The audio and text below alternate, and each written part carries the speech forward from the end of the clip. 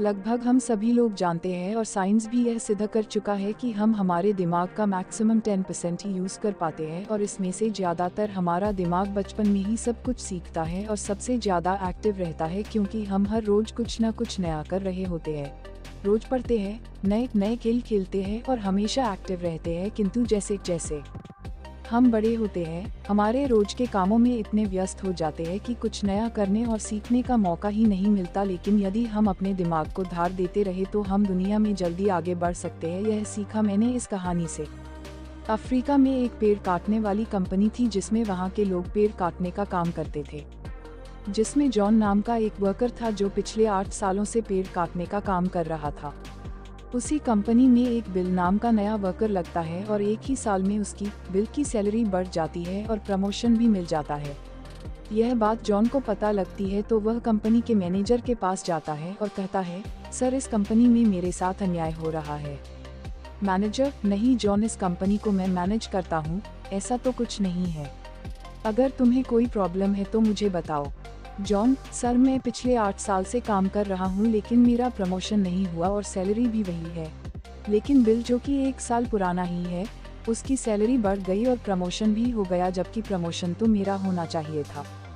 Manager, देखो तुम बहुत ईमानदार और मेहनती हो, मैं यह बात मानता हूँ, लेकिन कंपनी के नियम के अनुसार जो ज़्यादा पेड़ काटता है उसे ज़्यादा सैलरी मिलती है और प्रमोशन भी जल्दी होता है। तुम पहले भी रोज 4 पेड़ काटते थे और अब भी 4 पेड़ ही करते हो, लेकिन बिल रोज 8 पेड़ काटता है, इसलिए उसे जल्दी प्रमोशन मिला।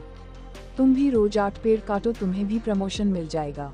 यह बात सुनकर जॉन लौट जाता है और रोज से ज़्यादा मेहनत करता है और ज़्यादा देर तक काम करता है।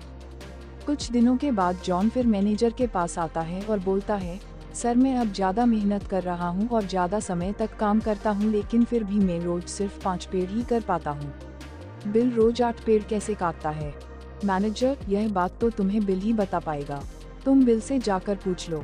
अगले दिन जॉन बिना संकोच किए बिल के पास जाता है और पूछता है, बिल तुम रोज 8 पेड़ कैसे काट लेते हो?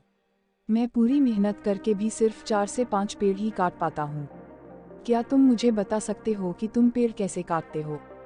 बिल, पहले तुम बताओ जॉन कि तुम अपनी कुल्हाड़ी को धार कब लगाए थे? जॉन, मैंने पिछले हफ्ते ही धार लगाई थी। बिल, मैं हर पेड़ काटने के बाद 2 मिनट का समय निकालता हूँ और अपनी कुल्हाड़ी को धार देता हूँ, और जो पेड़ तुम 2 घंटे में काटते हो वह मैं 1 घंटे में ही काट देता हूँ। धार देने वाले 2 मिनट मेरे आने वाले 58 मिनट बचा देते हैं और मैं रोज 8 पेड़ काट लेता हूँ। यह सुनकर जॉन बिल को धन्यवाद देते हुए चला जाता है। अब वह समझ चुका था कि सिर्फ ज़्यादा समय और ज़्यादा मेहनत से कुछ नहीं होने वाला, इसके साथ साथ उसे अपनी कुल्हाड़ी को धार देते रहना पड़ेगा। जब भी वह धार देना बंद कर देगा उस समय से उसके कार्य पर प्रभाव पड़ना शुरू हो जाएगा। जॉन अपनी कुल्हाड़ी में धार देकर काम शुरू करता है और कुछ ही दिनों में वह भी प्रमोशन ले लेता है। मॉरल, दोस्तों, हमें हमेशा ही अपनी लाइफ में कुछ न कुछ सीखते रहना चाहिए और अपने दिमाग को धार देना चाहिए, चाहे हमारी उम्र कुछ भी क्यों न हो।